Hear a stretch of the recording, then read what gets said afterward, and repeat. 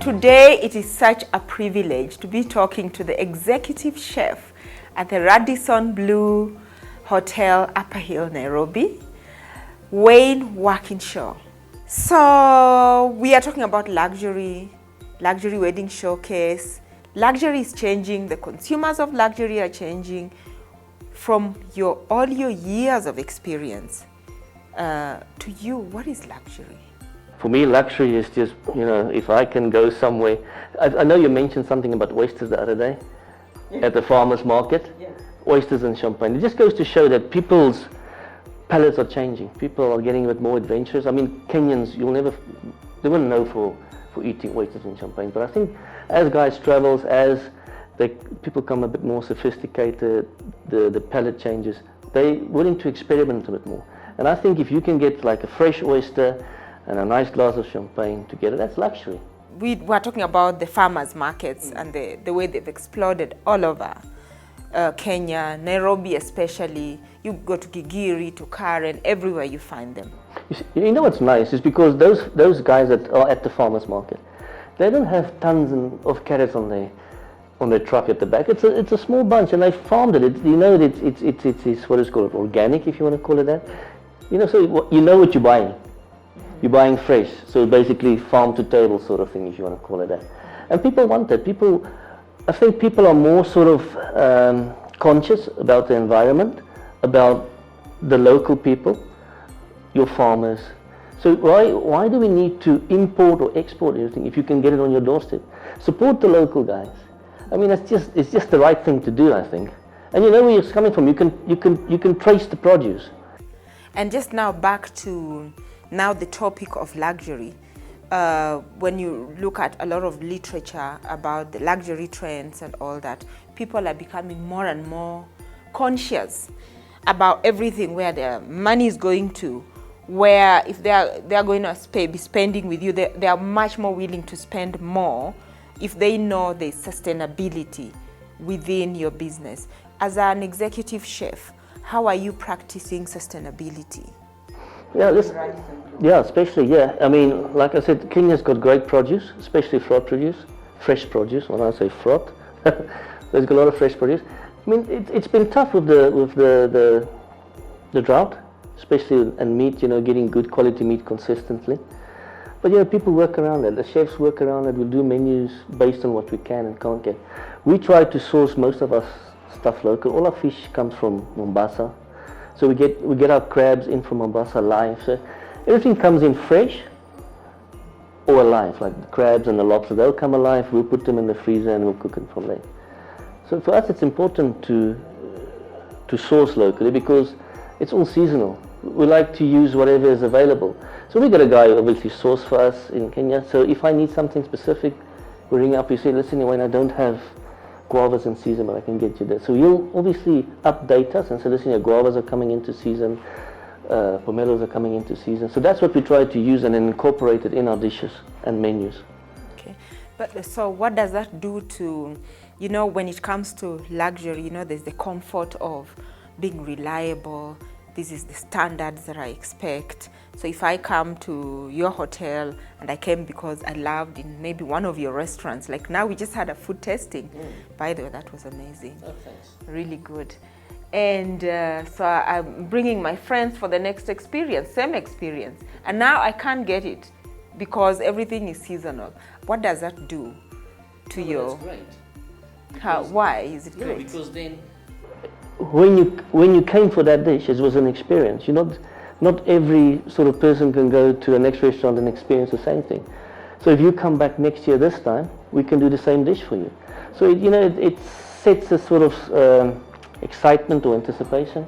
It makes you look forward to trying that dish again. But I promise you, if you come back next month and that dish is not on the menu, we'll give you something else and you'll be just as even better. Yeah, exactly. So there is an intricate dance of creative and managerial role the executive chef plays in the kitchen. So as far as event design is concerned, what do you see is your role? The event organizers come to us. The bride's got her picture in her mind that she wants. Only thing I can do is I can give my comments or advise what sort of food will suit the event or the style.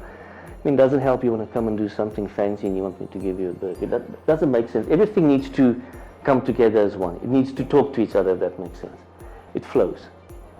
So I can interpret, I can suggest, listen, yeah, I think we do this as a canapé, we might do this as a welcome drink, let's do this as a starter, let's do a plated main or a buffet main, you know, based on the theme. Is it a theme that you asked me about? Is it theme? Yeah. You know, the other day we were talking, and for anyone else who is planning an event, there's what we call the 6 A's of an event. We have the anticipation, so you hear about an event is happening and you're happy, and how you hear it and everyone is talking about it. The beautiful card that came, it's a wedding, that creates the anticipation that wow, this event is coming. And then there is the day comes, and then now you arrive, so there's the arrival. Then there's the appetite, which is the food.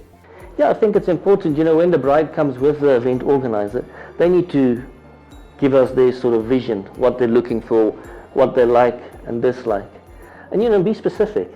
I don't like duck, I don't like this. So when we do a menu, we can do it, and obviously we'll do the menu based on what's seasonally available.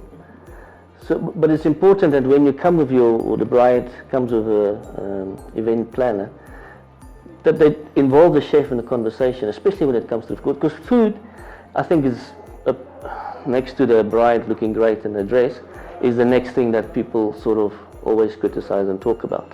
Yes. So food, you know, food brings the people together, there's an expectation, they want to eat well, you've got all this luxury around you, and then the food comes and it doesn't live up to the decor and the bride and all that sort of stuff. So that needs to, all the food, I think, is a very, very important part of a wedding or an event as such. It needs to fit in with what's happening around you. In your experience, what 3 reasons would you give the event organizers to choose this particular hotel? Why Radisson? I'm here. Reason 1. No, I can't say that. We're not just here to bring you in, you know, make you tell you what you want to hear. We're not going to do that. The staff is great. Food's great. Attention to detail, and we'll go the extra mile for the client. You know, we've got this thing that says yes I can, so nothing is too difficult for us. Okay.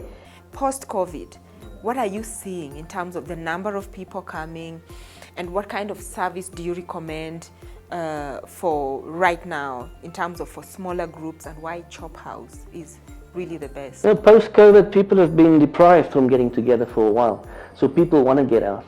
I mean, during COVID, it was sort of a norm to sort of plate for the social distancing, that sort of thing. But I think we've passed that. I would like to think we are. People want to interact. You know, they want to share stories and that sort of thing. They want to come together. Chop House, definitely the place to be if you want to have an intimate wedding or event or dinner for 40 people or less. Because as you can see, it's all show. We do a lot of stuff that's different. We make gels and liquids, and we make things with liquid nitrogen like ice cream in front of the guest. So it's a whole experience. So when you come there, it's not just a meal, it's an experience, which makes it different. And you know, nowadays, if you spend the money, you want to see what you spend your money on. So I think we offer all of that. People come, they've been stuck at home for a couple of years, they haven't been, and this is just a nice bit of fresh air. You know what I really like what you've said, that you like to make your food Instagrammable. And you know why that is so good? Because for one of the things about luxury is that there's various levels of luxury, and there's various reasons why people are consuming luxury. Some people are consuming for social reasons. They want to be seen. They were at Radisson Blu. So, you know, it's enough about just posing at the front of your hotel, and just, it's good if you can showcase these magical things and all that. And I really love that you recognize that. Yeah, no, we do. Yeah, obviously. So people will use your brand to signal their status, because not everyone can afford to come to a place like this, let alone the Chop House. But we believe, you know, it's value for money. What we put on the table is worth the money spent. So if a client is looking for a fine dining experience, and I know if you sit with the planners, they're like, the moment your guests are above 50, forget it. What do you have to say? Yeah, we can do that. Everything is doable, but everything comes with a price. Because now, obviously, if you want a fine dining experience for 200 people, that means I'm going to have to get in more staff. I'm going to have to get in more equipment, because nothing is done in bulk. It's all done in sort of small quantities. If you want to call, you can't just put things in a pot and boil it and it's a stew and it's a buffet, because there's a lot of stuff that goes into a fine dining experience, especially with the plating and stuff. So there's a lot of stuff that goes on behind the scenes with regards to planning, making sure we can get the produce, making sure we get the stuff in advance. So if there's something missing, that we can sort of play around and substitute ingredients, to still give you what you've chosen, or menu you've chosen, basically. So what's the lead time if I want a fine dining experience for my next celebration? Listen, 2 weeks. If people give you 2 weeks and they come prepared to have a chat with us, we can agree on the menu, then it's not a problem. 2 weeks is more than sufficient. Tell us about your team here. Yes, actually, I must say I've got a great team, all local guys, 37 of them, which is not bad. I've got a very, very good 2IC, a sous chef, Ben Wawera. He's been here before. We went to Mozambique. He's got a lot of local knowledge and African knowledge with regards to cuisine and that sort of thing, so which is great. The team is young. What I like about them, they're willing to learn. They're hungry for knowledge. They ask questions. They're not scared to work. They adapt to change, which makes my life so much easier. I mean, sometimes you walk into a situation or a unit and people are sort of stuck in their ways. They want to change, because we've been doing it like this now for 2 years or 20 years. We're not going to change. But I've found that Kenyans are great. They're great workers. They're open to change. Yeah, listen, I've got a brilliant team. Because I hire for attitude, because I believe skills can be taught. So I'd rather have a good attitude, because then I know I can teach you the skills. You might have the skills, but with a crappy attitude, I'm not going to get anywhere with you. What would you say is the environment in your kitchen? In general, the kitchen is a tough place. It can get a bit hostile. I mean, especially during service times, high pressure moments, we do get a bit vocal, but that's just the way it is. We feed off that energy. We feed off that, when we get a rush, we got 40 people coming in chop house. That rush, that's what makes us pump or go, because we do it for 3 hours at the high, and then you're down, and everybody's happy. But it is a tough environment. It can get a bit harsh. I try to, in my younger days, I was a bit different. There was a lot of screaming and stuff going on, but I've realized that, screaming doesn't get the best out of people. You need to get the best out of people, and people are motivated by different things. You might be motivated by money, that one might be motivated by a pat on the back every day, something like that. So I try and see what motivates the guys, and then I use those to sort of elevate the team. Because the thing is, if you've got a leader that's positive, the rest of the guys will be positive. So I've got 1, 2, 3, 4 junior sous chefs. So if they're negative in their departments, that will flow down to their guys, and you won't get the result at the end of the day. So for me, it's all about keeping a positive vibe within the kitchen. Sometimes I lose it, sometimes they lose it, but most of the time we want to make work fun. We spend 14 hours a day here, so we're almost a family, so we need to get along. That's just the way it is. But discipline needs to be there, otherwise it falls off the track. And people need to understand whatever goes out of that kitchen has got a name on. So I'm the executive, so it's my name. So I don't want to be embarrassed walking out there. So they represent me. As they grow, someone else will be representing them in the future, and they need to understand that. That's what I try to get across. What should our couples expect when they come to the Luxury Wedding Showcase on the 19th of November? Okay, listen, we're going to showcase, like we tried to do today, all the different outlets that we've got. So I want people to come and experience what sort of canopies they come, pre-dinner drinks when they come, what sort of starter they can get, what sort of buffet and plated meals they can expect when they make use of this venue. So for me, it's all about flavor. Food doesn't have to be complicated to be good or interesting. It's just when you season, how you season, and what produce you use. People want to know. One of the things about luxury is that people want to know who they are dealing with. So tell us about yourself. When did you get started being a chef? Your experience? I started at a very young age as a chef, actually. I didn't want to be a chef. I never planned to be a chef. I wasn't interested in food when I was young. I grew up in a house that, my folks liked to entertain, and they liked to cook. They were quite accomplished cooks. So I grew up in that sort of environment where food and drinks was always available. They used to go out quite a lot. We used to sleep under the tables all day, dance and eat and that sort of thing. But that's just so I grew up in that sort of environment, in this sort of environment. But it's not something that I ever thought I would be doing. I started. Your parents were hoteliers? No, they were not. My dad was a boilermaker, actually. Okay. Yeah. So his uncle, I think, was in the restaurant business. But like I said, they liked food, they liked to cook, and they did it well. So they entertained a lot on weekends and that sort of thing. For me, my first job was as a waiter in a restaurant. Those days in South Africa growing up, there was a lot of strikes and that sort of thing, so a lot of stayaways. And then we used to go in the kitchen and work. So I did that for free, and it just came naturally to me. I've got a God-given talent. I didn't study to be a chef.